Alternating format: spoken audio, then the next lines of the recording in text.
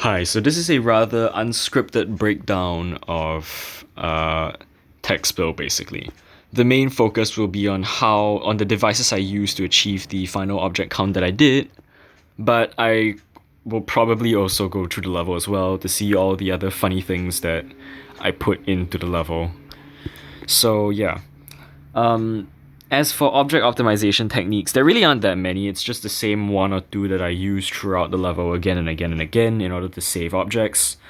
But I think those techniques are worth talking about because, they aren't used very much in other levels, and I think they are interesting enough to warrant talking about. So, yeah. Okay, one more thing before we start. I know this level is about object optimization, and I still feel personally that object optimization is a valuable part of the creating process which creators should tap into more often. That being said, please never do something like this to this extent. Don't. It eats away at your soul. It is terrible. I nearly quit building this level multiple times because of all the glitches that the editor would go through while trying to do this.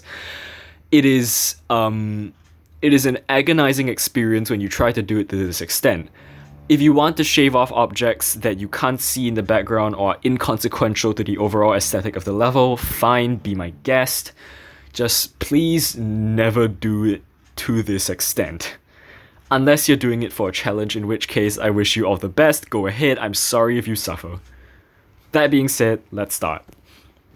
Okay, so I'm not going to start with the first part actually, because I want to illustrate a central concept to the level, which, basically dictates how I shave objects for the entire level, and that is the concept of unloading and reloading. So, to illustrate this concept, I find it best to look at games like Doom Eternal, basically. So, in games like Doom Eternal, n- like, like they have a big map full of very intensive assets basically. So they can't load all of the assets at once. If not, the performance of the game will just slow to a crawl and then die and sputter and die again. So what they do is that they only load in whatever the player sees. So anything behind the player, anything the player can't see, maps in other like parts of the map in like completely different corners from where the player is, that's just completely unloaded, it's not registered. So only the parts that you see are the parts that are loaded. That is the central concept that I have applied to basically most of tkspl. Whatever the player sees, um, okay, let's move over to the UFO part, because the UFO part is probably the easy. It's the most obvious of all the things that I do. So as you can see, there's a lot of textures here that are so-called quote unquote unloaded. The the block design and individual assets in these structures are in the earlier parts of this UFO, basically. All of them are here. But what I'm doing is that I'm only using those assets when they enter the player's field of view. So when, let's say, a structure or a block design exits the player's field of view, that means they go past the left side of the screen, you can't see them anymore. What happens is that they are then teleported from the left side of the screen where the player can't see them all the way over to someplace else off screen but to the right. So they are about to be intercepted by the player, but they are not seen by the player yet. So basically, you have this effect where previous assets are reused in parts further along the level. I reload them in a sense. So yeah, that saves on a lot of objects. I think the easiest way to see it would be to show you. So I can just put a start position here, slow UFO mini. So you can see as I continue onwards. I put the position at the wrong place. Sorry. Yeah, there we go. So as you can see, as the field of view is represented here by the black glow, by the way. The black glow is what the player can see at any given point in time. So, as the black glow moves forward, stuff behind the black... Oh, sorry. Up. As the black glow moves forward, stuff behind the black glow is unloaded, which means they move over to, stuff in front, stuff that isn't loaded yet but is going to be loaded. So in that way, when, the player's field of view eventually reaches it, it's a seamless transition. So you don't see the object moving. It moves from out of view to out of view, but it's reused again, it's recycled again. Assets are saved and thus objects are optimized. So you can see that for this entire part, it's the most obvious in this part because you can see it's basically unloading and reloading around the player, which is why I think it's a useful concept to see. Da da da da da da. There's a weird editor glitch. That means there you go. There you go. So as you can see, even though most of the parts here are basically, incomplete when you don't play them, it's when you load them in as an icon that they begin to appear, using materials from previous parts, which saves objects. That's the central concept which I've used for the entire level. So let's see, parts like here, like this nature part, I move around the leaves, I move around the flowers, I move around the structures here. I even move around the glow beams actually. The glow beams later on in the level are all recycled from these 4 at the beginning, basically. Even the water as well, actually. You see these water textures, I don't have them here.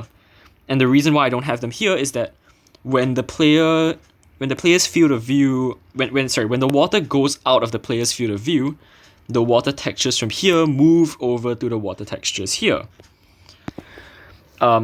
Saving basically like hundreds upon hundreds of objects. I do this again actually near the end of the part. So the same water part, the same water asset is used 3 times in different contexts.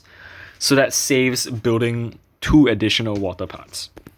Oh, I moved the mushrooms as well, right? I kind of forgot about that, yeah.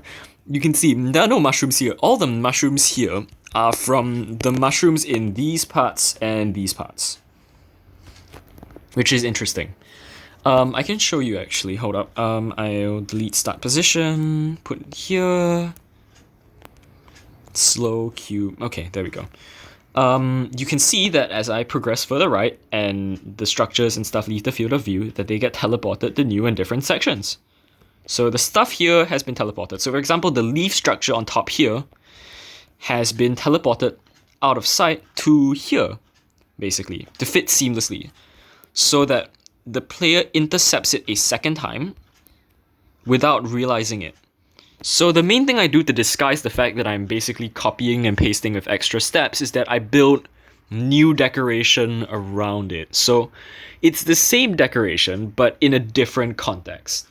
It's like how people copy-paste structures between parts in actual levels. Like sure, the structures might have the same block design and the same shape, but they are surrounded by different things.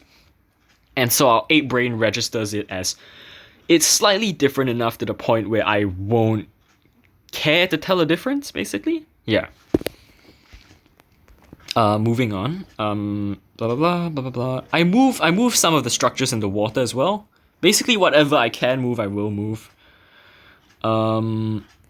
So there we go. You can see the mushrooms disappear slowly. There you go. All the mushrooms are gone here, and now they're all here. So that's kind of it. And then blah blah blah blah blah blah. And then for this part, the glitch part, I just take the structure from here and move it up here, and then mess around with a bunch of glitch triggers. I probably could have optimized this bit a bit more, but we'll get to that later. So then we hit the UFO part, which I've already talked about. In the ball part, I move around some of these structures, but the way I built this, I regrettably didn't have that much opportunity to do so, because it was very difficult to move structures around without it looking very weird or completely copy-pasted. So unfortunately, I had to skimp on it a bit there, so I could have saved more objects in this part, but that's, again, for later. I do move the waterfalls and the air decoration, if you look very carefully, because it's a subtle thing. Oh shit, I did it wrong again. 1, 2, 3. Okay, there we go. You can see the air decoration moving. See? Like, now there's no air decoration here, but it's over here. It's the same field of view technique that I use. Oh, sorry, oops. Yeah, it's basically the same field of view technique, but it's applied to air decoration instead of the foreground, or like some of the foreground. It applies to most things in this level, but mainly here it's to the background. The foreground I wasn't able to do as much of it as I would have liked. The later half is great because I used a lot of the previous foreground structures here, but I still think I could have probably done a bit more. I did it for the wave. This is a pain in the ass and I'll get to it later, but yeah, you see this entire last bit here. Yeah, all of that is recycled from previous sections. This bit's recycled from previous sections. Instead of making 2 copies of the first part for the transition, I made 1 copy and then moved it up here when the transition was over. I moved some of the slopes here. We'll get to that later. I move a lot of these here. And actually one thing I use to mask the moving, because sometimes there are structures where I want to move them to a position that's too close, basically. So you're supposed to ideally move it from an out of field of view position to another out of field of view position, but the second out of field of view position is in front of the player. Unfortunately, sometimes I can't do that because the place the initial structure is and where I want it to move to are too close together. That is where flickering comes in, because flickering helps mask the very sudden movements. So if something flickers away in one corner and flickers into another corner, you are less likely to question it than say if nothing was flickering and then a structure suddenly disappeared from one corner and reappeared in another. So that's why there's a lot of flickering in the level, because I feel that helps. It provides a reason for structures to disappear. And it tricks the brain into thinking that, you know, structures are there when sometimes they really aren't. Yeah. I think that covers most of the movements actually for this level. There are a couple of funky things that I do to save further objects, and that's in the first part. So if you can see here, there's text that reads mirror. And the reason why it reads mirror is because the entire first half of this part is a mirror of the second half. So what I do is there is a central object in the middle, and when the first 5 structures are out of the player's field of view, I rotate them over to the other side across the central axis. I can't rotate the objects with hitboxes because they don't behave when I do that. So, for the most part, I leave the objects there. But I link them to the same groups so that I don't have to waste groups and I don't have to waste rotate triggers on independent things, basically. Yeah, I can show it here real quick. So you can see the black glow again represents the player's field of view. Once all of the 5 structures move... Hold up. Okay. Sorry. When all of the 5 structures move away from the player's field of view, they teleport over to the other side before the player's field of view catches up to them. So when the player's field of view catches up with them, it's a seamless transition. Yep. There we go. So, yeah. I think I flipped the air decoration over as well. I don't remember that one. Other things that I did. Spawn trigger loops, right. So basically when I make these platforms bounce, let's put a start position here again. So what you would normally do is have a bunch of move triggers. So have 2 move triggers stacked, one which moves the platform down and another one which moves the platform up. Then you would put them together, put a touch trigger on them, so when the player steps on these, they both trigger. The problem is that's 2 triggers for every time you want a platform to, you know, bounce up and down. So what I did was that I created these, which are basically like directions that a platform can bounce in. So this, I think, is a platform bouncing down, platform bouncing up, or bouncing down, or bouncing up, or bouncing down but smaller, or bouncing up but smaller, block bouncing down small, block bouncing up small. So every time I wanted a specific movement, I would spawn trigger these, so I wouldn't have to keep placing triggers for every time I want to, every time I want to make a structure bounce whenever the player interacts with it. So yeah, that saves objects. I know it doesn't save that much, but everything counts. Oh my god, my voice is so short.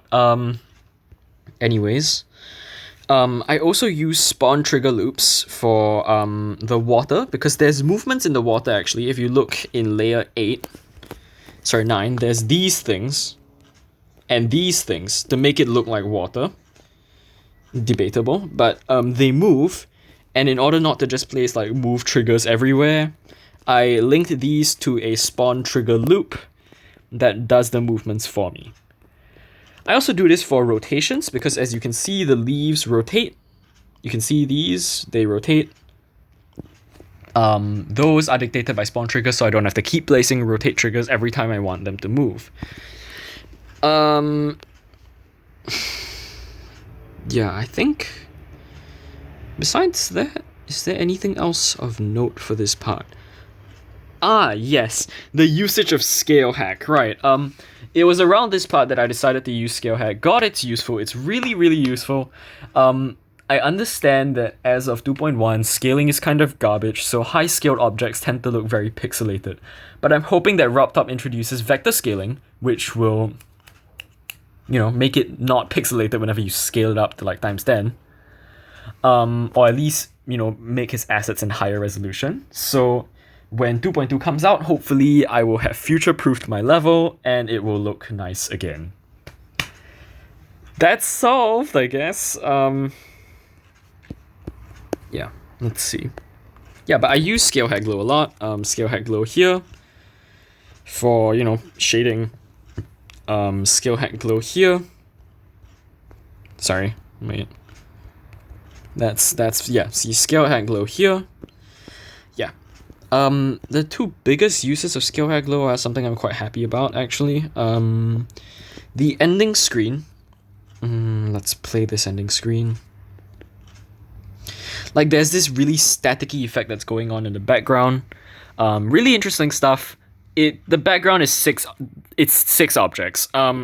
Basically what it is, it's those particle blocks, but at times 50 scale, basically. So I just put 6 of them here, and when at very low opacity, so when the player hits them, it creates a very crackly static kind of effect, which I like a lot. And it saves a lot of objects, and it's also really cool. I think that's also the main point. That's another main takeaway, that you can save objects all you want, but if it doesn't look cool, you might as well just not do it. Save objects, but keep in mind that the final product has to still look good, basically. I think scale hacks? No, not for these. Scale hacks for all of the curved objects here, my goodness. Yeah. Let's see. Oh, yeah, it was here, never mind. It was here that I used scale hacked objects for the slopes, because usually slopes aren't that thick, and unfortunately, RobTop decided not to add a thicker variant of slopes like he did for lines. See, thick lines, no thick slopes. So as you can see in the first part, before I used Scale Hack, what I did was that I just stacked those lines together, and as a result it would be just really object intensive. So that wasn't very ideal. So if I have an opportunity to continue to further optimize this level, I will replace most of the sloped objects here with scale hacked counterparts. That brings us on to stuff that I could have optimized more. So yeah, basically first part, the object lines, very, very object intensive. Scale hacking them would probably reduce the object count by around maybe 200 objects, maybe even more, I don't know. It would reduce a lot of objects, probably the biggest object save in the level. I would probably figure out how to move these leaves more, maybe, if I could. This part's very well optimized, actually. I don't really know what to do. I would probably move these blue lights around. I moved the purple spotlights around at will to save objects, but I didn't do the unloading reloading technique on these blue spotlights. So yeah, potential improvement. Let's see. I would probably move in these structures actually from earlier parts in the level, because I think you definitely could. You could move in these structures from earlier parts in the level and rotate them around and stuff like that. This part's pretty perfectly optimized. I have nothing wrong with this part. This part, I think I already said it before, make the foreground structures move around a bit more. If I were to save objects for this part, I really can't. This part's pretty empty for me, in my opinion. For this mini wave though, there's a background here that is, just these. And if I could keep moving these, like unloading and reloading parts of these in order to save objects, I would. But I mean, these are 2 objects each per line. I'm not sweating it too much.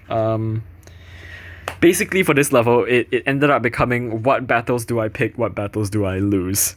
And battles that I thought were too small, I would just walk away from, basically. It's not worth it. That was not worth it. For this final part, there's really nothing much, maybe, not much. Maybe save a bit of objects here, but I don't see how I could.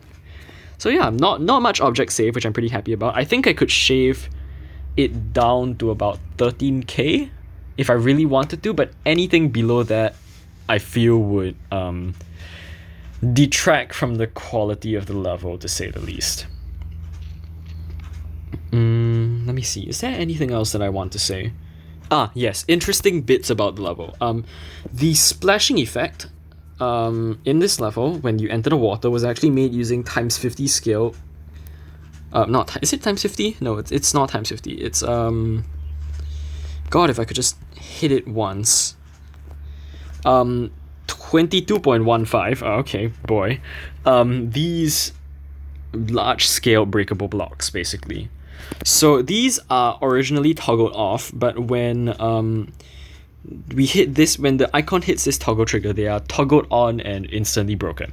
So that prevents any bugs where you accidentally clip on top of the breakable block and then just cruise on the top.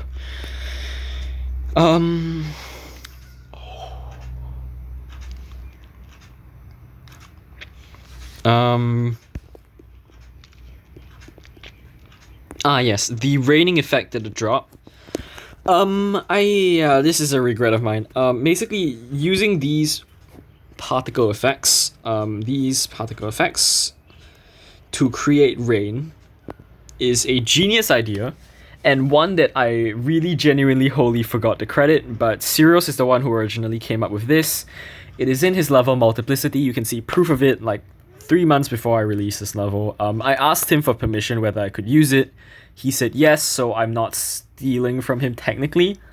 It is a bit unoriginal of me, but it's a very cool effect nonetheless. I would like to thank him for, giving me permission to use it, especially since Multiplicity isn't out. Consider this my credit, because I really feel he deserves it. Yeah. Is there anything else? Let me think.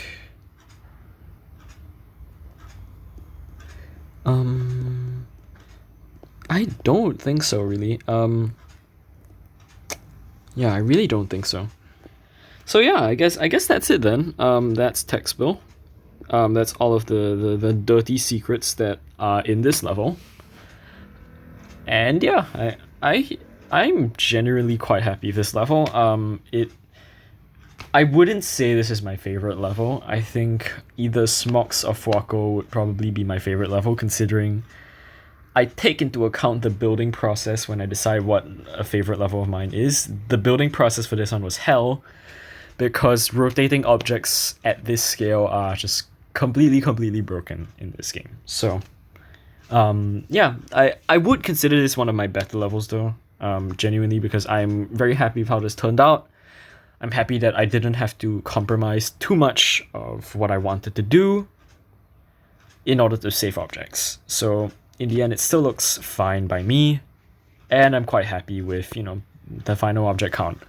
My original goal was actually to get it below 10k, but I quickly realized that wasn't a possibility. So I was a bit disappointed originally when this came out because I wanted this to be a lot lower, but I think the act of comparing the object count of this level to other levels that exist really put it into perspective because, it showed me that, yeah, I mean, I may not have hit my goal of below 10,000 objects, but it's still somewhat impressive that I've got it below these levels and these official levels, and it has the same object density as Hexagon Force and blah blah blah blah blah. So it is a bit of a perspective shift in a sense because I really wasn't expecting this level to have the popularity that it did. In all honesty, it's almost like I talked about in my video, like, the excess of objects being used as a tool for, clicks, views, and retention by content creators and uploaders on YouTube as a form of sensationalism. And I still think that's true, and I think, using high object counts for that is kind of scummy, but it feels like the almost exact opposite of that has happened with this level, where the legacy of this level is that, hey, this has very little objects. I don't know how to feel about that because on the one hand, I kind of wanted to shy away from sensationalism, but it's somehow been that way, I guess, so I can't really do much about that.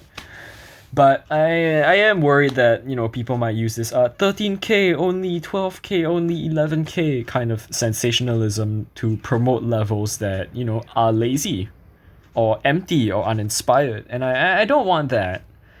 I want people to take into account optimization, maybe challenge themselves to push their object counts lower without sacrificing quality, but at the same time, I don't want levels to be empty. I don't want them to, not fully develop and utilize the ideas within them. So yeah, I mean, I have a lot of long and complicated thoughts about this level, but that's not relevant in a video about object optimization and the tools I used. So I'm just gonna end this video here. My voice is dead, and I think I'm going to get a drink now. Alright, bye.